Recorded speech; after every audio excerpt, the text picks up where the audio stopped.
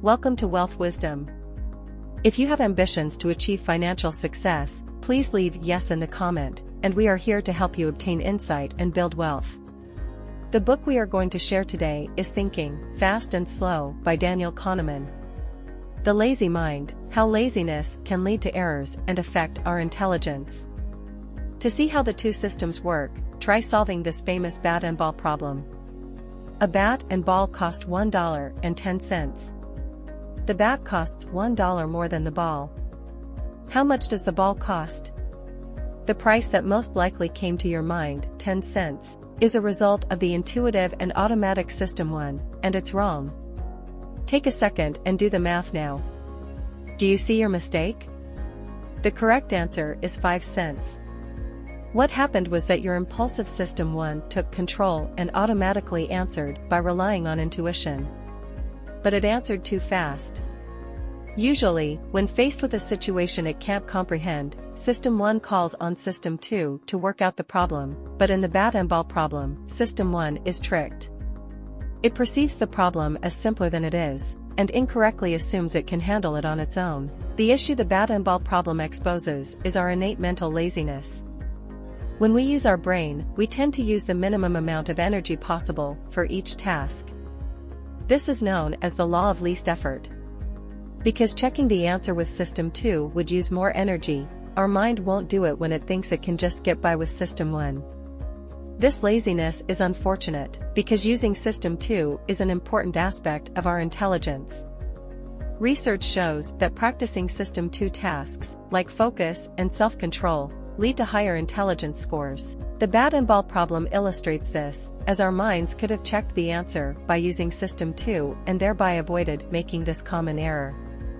By being lazy and avoiding using System 2, our mind is limiting the strength of our intelligence. Before we continue, if you are interested in this topic, please consider subscribing and give us a thumb up. Let's continue.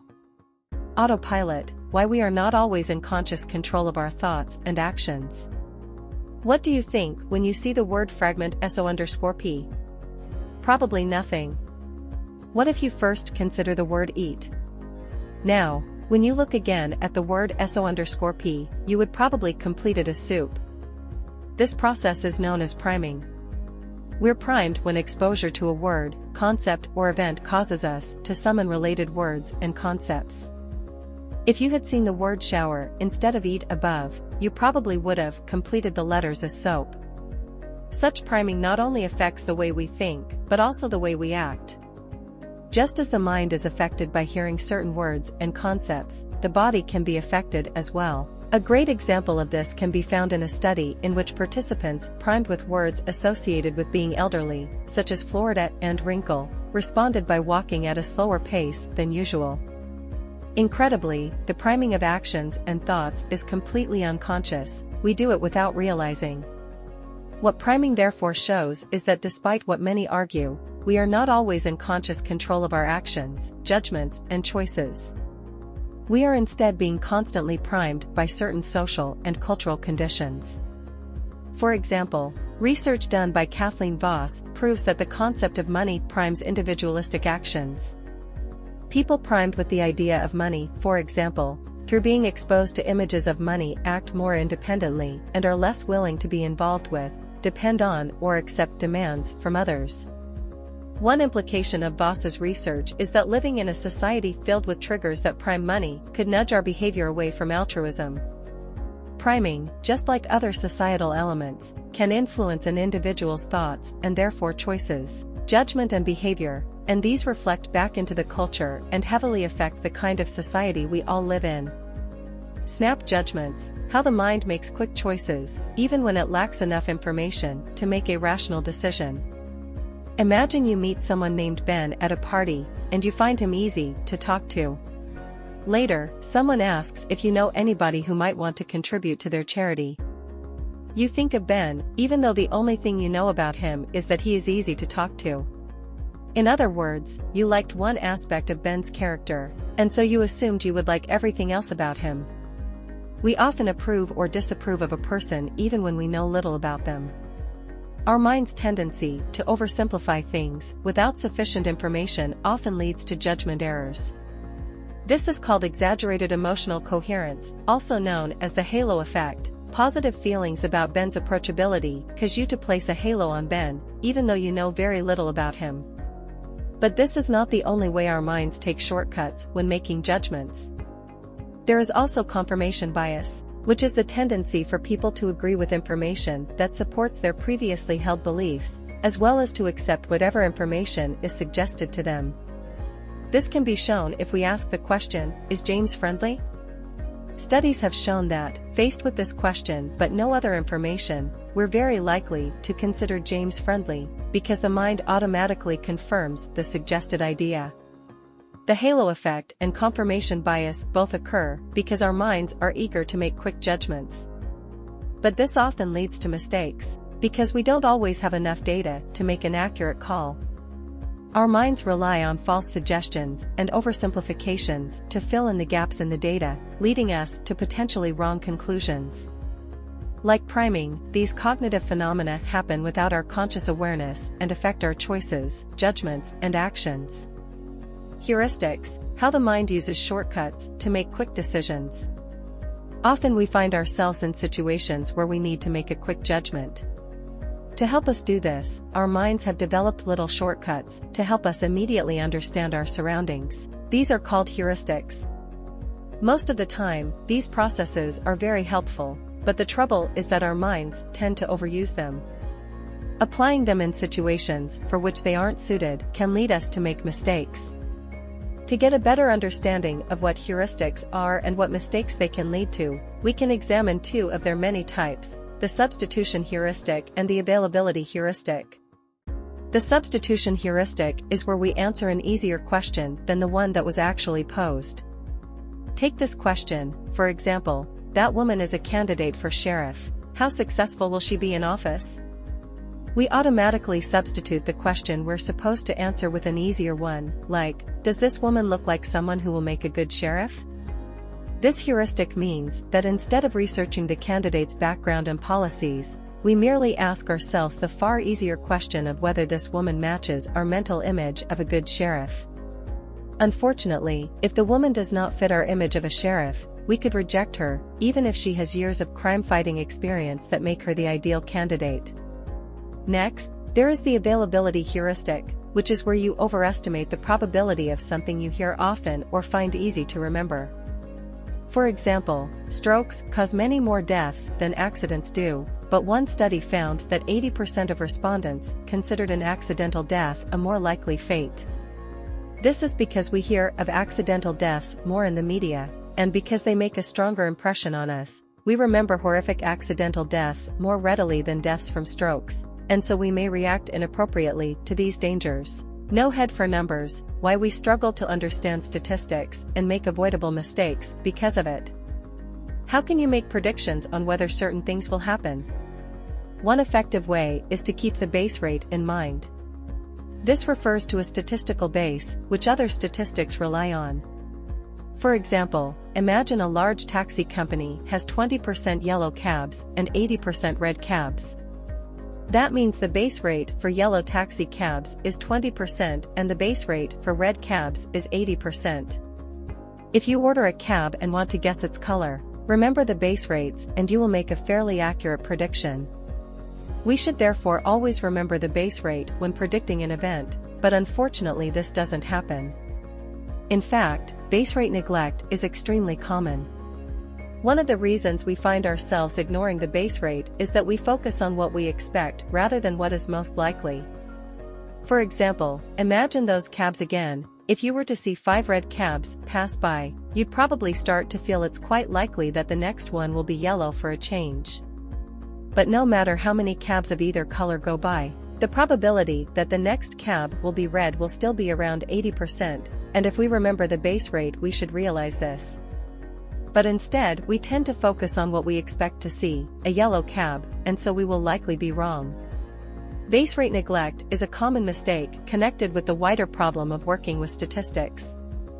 We also struggle to remember that everything regresses to the mean. This is the acknowledgement that all situations have their average status, and variations from that average will eventually tilt back toward the average. For example, if a football striker who averages 5 goals per month scores 10 goals in September, her coach will be ecstatic, but if she then goes on to score around 5 goals per month for the rest of the year, her coach will probably criticize her for not continuing her hot streak. The striker wouldn't deserve this criticism, though, because she is only regressing to the mean. Past imperfect, why we remember events from hindsight rather than from experience. Our minds don't remember experiences in a straightforward way.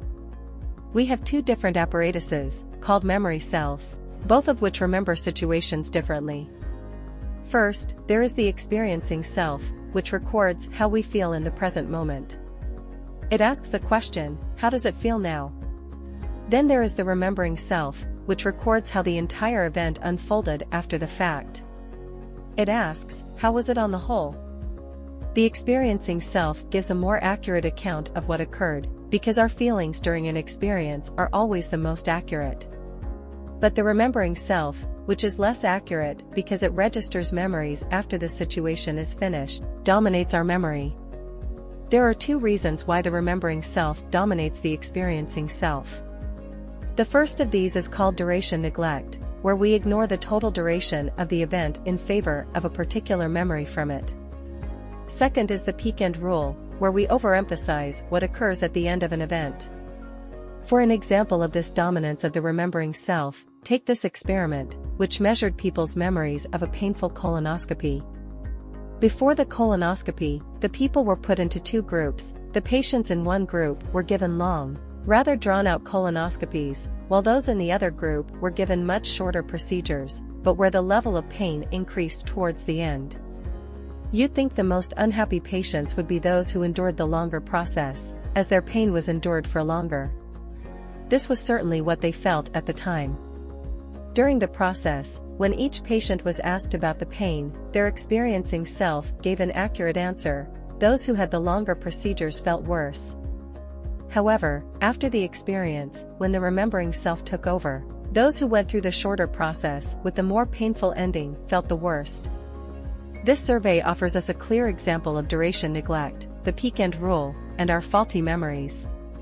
Mind over matter, how adjusting the focus of our minds can dramatically affect our thoughts and behaviors. Our minds use different amounts of energy depending on the task.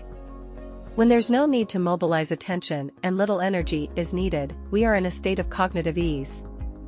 Yet, when our minds must mobilize attention, they use more energy and enter a state of cognitive strain. These changes in the brain's energy levels have dramatic effects on how we behave. In a state of cognitive ease, the intuitive system 1 is in charge of our minds, and the logical and more energy-demanding system 2 is weakened. This means we are more intuitive, creative and happier, yet we're also more likely to make mistakes. In a state of cognitive strain, our awareness is more heightened, and so System 2 is put in charge.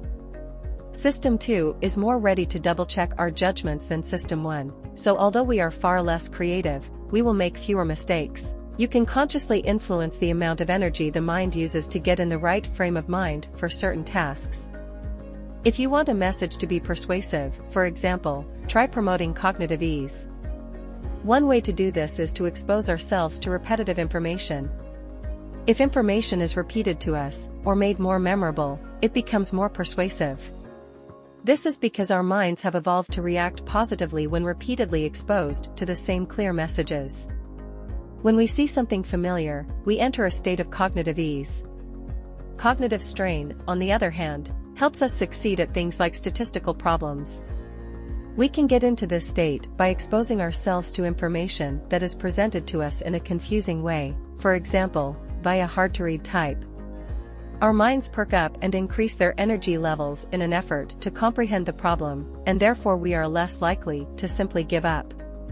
Taking chances, the way probabilities are presented to us affects our judgment of risk. The way we judge ideas and approach problems is heavily determined by the way they are expressed to us. Slight changes to the details or focus of a statement or question can dramatically alter the way we address it. A great example of this can be found in how we assess risk. You may think that once we can determine the probability of a risk occurring, everyone will approach it in the same way. Yet, this isn't the case. Even for carefully calculated probabilities, just changing the way the figure is expressed can change how we approach it. For example, people will consider a rare event as more likely to occur if it's expressed in terms of relative frequency rather than as a statistical probability. In what's known as the Mr. Jones experiment, two groups of psychiatric professionals were asked if it was safe to discharge Mr. Jones from the psychiatric hospital. The first group were told that patients like Mr. Jones had a 10% probability of committing an act of violence, and the second group were told that of every 100 patients similar to Mr. Jones, 10 are estimated to commit an act of violence. Of the two groups, almost twice as many respondents in the second group denied his discharge. Another way our attention is distracted from what is statistically relevant is called denominator neglect. This occurs when we ignore plain statistics in favor of vivid mental images that influence our decisions. Take these two statements: this drug protects children from disease X but has a 0.001% chance of permanent disfigurement versus 1 of 100,000 children who take this drug will be permanently disfigured. Even though both statements are equal, the latter statement brings to mind a disfigured child and is much more influential, which is why it would make us less likely to administer the drug. Not robots, why we don't make choices based purely on rational thinking. How do we as individuals make choices? For a long time, a powerful and influential group of economists suggested that we made decisions based purely on rational argument. They argued that we all make choices according to utility theory, which states that when individuals make decisions, they look only at the rational facts and choose the option with the best overall outcome for them, meaning the most utility. For example, utility theory would posit this kind of statement: if you like oranges more than you like kiwis, then you're also going to take a 10% chance of winning an orange over a 10% chance of winning a kiwi. Seems obvious, right? The most influential group of economists in this field centered on the Chicago School of Economics and their most famous scholar, Milton Friedman. Using utility theory, the Chicago School argued that individuals in the marketplace are ultra-rational decision-makers, whom economist Richard Thaler and lawyer Cass Sunstein later named econs. As econs, each individual acts in the same way, valuing goods and services based on their rational needs. What's more, econs also value their wealth rationally, weighing only how much utility it provides them. So imagine two people, John and Jenny, who both have fortunes of $5 million. According to utility theory, they have the same wealth, meaning they should both be equally happy with their finances. But what if we complicate things a little? Let's say that their $5 million fortunes are the end result of a day at the casino, and the two had vastly different starting points. John walked in with a mere $1 million and quintupled his money, whereas Jenny came in with $9 million that dwindled down to $5 million. Do you still think John and Jenny are equally happy with their $5 million? Unlikely. Clearly then, there is something more to the way we value things than pure utility. As we'll see in the next chapter, since we don't all see utility as rationally as utility theory thinks, we can make strange and seemingly irrational decisions. Gut feeling: why rather than making decisions based solely on rational considerations, we are often swayed by emotional factors. If utility theory doesn't work, then what does? One alternative is prospect theory, developed by the author. Kahneman's prospect theory challenges utility theory by showing that when we make choices, we don't always act in the most rational way. Imagine these two scenarios. For example, in the first scenario, you're given $1,000 and then must choose between receiving a definite $500 or taking a 50% chance to win another $1,000. In the second scenario, you're given $2,000 and must then choose between a sure loss of $500 or taking a 50% chance on losing $1,000. If we made purely rational choices, then we would make the same choice in both cases. But this isn't the case. In the first instance, most people choose to take the sure bet, while in the second case, most people take a gamble. Prospect theory helps to explain why this is the case. It highlights at least two reasons why we don't always act rationally. Both of them feature our loss aversion, the fact that we fear losses more than we value gains. The first reason is that we value things based on reference points. Starting with $1,000 or $2,000 in the two scenarios changes whether we're willing to gamble, because the starting point affects how we value our position. The reference point in the first scenario is $1,000 and $2,000 in the second, which means ending up at $1,500 feels like a win in the first, but a distasteful loss in the second. Even though our reasoning here is clearly irrational, we understand value as much by our starting point as by the actual objective value at the time. Second, we're influenced by the diminishing sensitivity principle. The value we perceive may be different from its actual worth. For instance, going from $1,000 to $900 doesn't feel as bad as going from $200 to $100, despite the monetary value of both losses being equal. Similarly, in our example, the perceived value lost when going from $1,500 to $1,000 is greater than when going from $2,000 to $1,500. False images: why the mind builds complete pictures to explain the world, but they lead to overconfidence and mistakes. In order to understand situations, our minds naturally use cognitive coherence. We construct complete mental pictures to explain ideas and concepts. For example, we have many images in our brain for the weather. We have an image for, say, summer weather, which might be a picture of a bright, hot sun bathing us in heat. As well as helping us to understand things, we also rely on these images when making a decision. When we make decisions, we refer to these pictures and build our assumptions and conclusions based on them. For example, if we want to know what clothes to wear in summer, we base our decisions on our image of that season's weather. The problem is that we place too much confidence in these images. Even when available statistics and data disagree with our mental pictures, we still let the images guide us. In summer, the weather forecaster might predict relatively cool weather, yet you might still go out in shorts and a t-shirt, as that's what your mental image of summer tells you to wear. You may then end up shivering outside. We are, in short, massively overconfident of our often faulty mental images. But there are ways to overcome this overconfidence and start making better predictions. One way to avoid mistakes is to utilize reference class forecasting.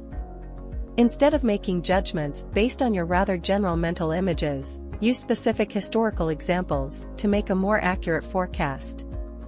For example, think of the previous occasion you went out when it was a cold summer day. What did you wear then? In addition, you can devise a long-term risk policy that plans specific measures in the case of both success and failure in forecasting. Through preparation and protection, you can rely on evidence instead of general mental pictures and make more accurate forecasts. In the case of our weather example, this could mean bringing along a sweater just to be safe. That's the end of today's sharing. If you like our content, please give us a thumb up and share it with your friends. See you next time.